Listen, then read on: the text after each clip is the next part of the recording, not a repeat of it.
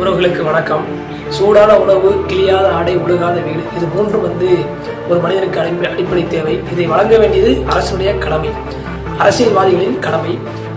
இது இன்றைக்கு எத்தனை குடும்பங்களில் 3 வேளை உணவு சூடாக உண்ணப்படுகிறது?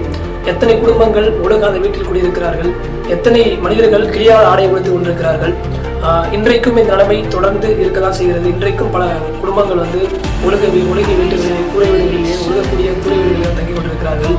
3 வேளை உணவும் சூடாக அருந்துவதில்லை. 1 வேளை உணவு கூட அருந்துவதற்கு இன்னும் சிரமப்பட்டுக் கொண்டுதான் இருக்கிறார்கள்.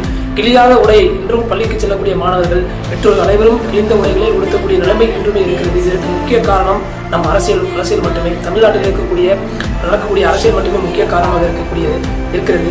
திருத்துறைப்பூண்டியில் கடந்த சில நாட்களாக தண்ணீருக்கு போராட்டம் நடைபெற்று வருகிறது.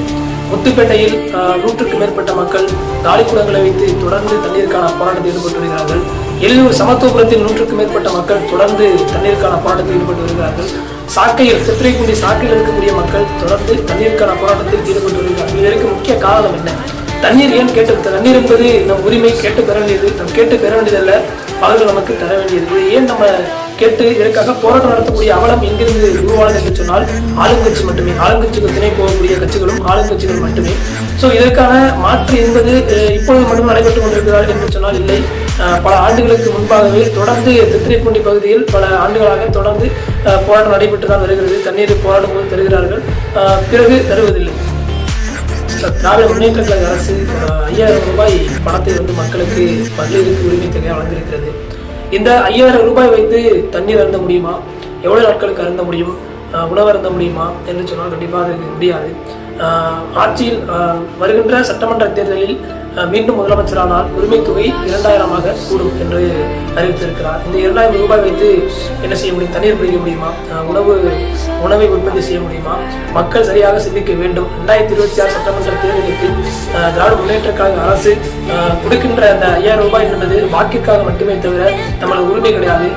நம்ம பிச்சைக்காரர்கள் கிடையாது. நம்ம பிச்சைக்காரர்கள் கிடையாது. 5000 ரூபாய் கொடுத்து நம்மளுடைய சேவையை பார்த்துக் கொள்வதற்கு நம் பிச்சைக்காரர்கள் கிடையாது. நம்ம எதுக்கு மனிதர்களாக இருக்க வேண்டும்? உழைப்பதற்காகத்தான் நம்மளுக்கு மனிதர் கை கால் படிக்கப்பட்டிருக்கிறது. நம் உடம்பில் ரத்தம் மூடி கொண்டிருக்கிறது. உழைத்து நம்மளால் சம்பாதித்துக் கொள்ள முடியும். ஏன் அந்த பணத்தை இலவசமாக கொடுக்க வேண்டும்?